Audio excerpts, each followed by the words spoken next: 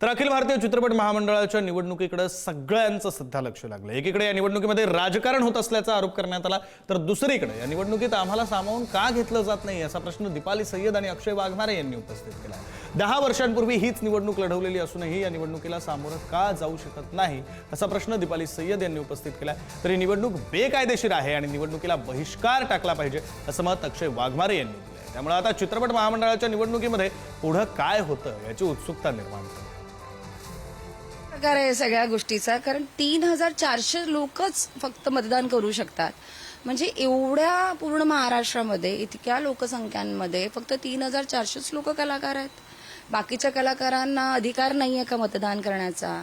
मग ज्या लोकांनी सदस्यत्व घेतलेलं आहे असे बरोबर जवळजवळ 50,000 लोक ज्यांनी ते फॉर्म सबमिट केलेले आहेत, सबमिट भरलेले आहेत, त्याची फीस भरलेली आहे, त्याचे रिन्युअल फीस भरलेली आहे, मग ते पैसे गेले कुठे? मग त्यांना त्यांचा अधिकार पण देत नाही आहेत। ती काय ते 10 जूनला त्यांची रिझल्ट येणार आहे।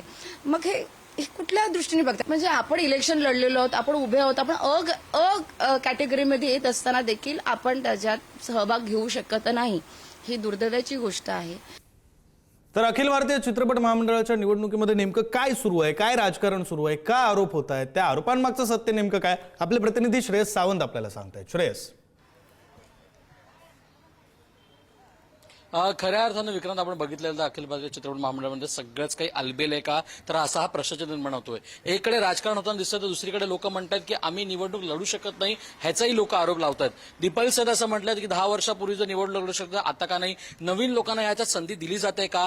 आणि जे आत्ताचे अध्यक्ष आणि जे निवडणूक लढणार आहेत, 7 तारखेला निवडणूक आहे, आतापर्यंत 3500 मतदान एवढंच कसं असू शकतं जेव्हा 50,000 सभासद एका निवडणुकीचे असतील? तर आता हा मोठा जी गोष्ट आहे, ही मोठी गोष्टीचा अर्थ तरी काय? ह्याचाच अर्थ 7 जूनला जेव्हा लोक मतदान करणार आहेत तेव्हा किती लोक मतदान करणार आहेत, हे सगळ्यात मोठा प्रश्न उद्भवतोय। आणि जर हा उद्भवत असेल तर आताच्या घटकेला अखिल भारतीय चित्रपट महामंडळाच्या निवडणुकीचं होणार तरी काय? 10 वर्षांनंतर तब्बल निवडणूक विक्रांत होते, त्यामुळे कुठे ना कुठे सगळ्यांचं लक्ष निवडणुकीकडे आहे।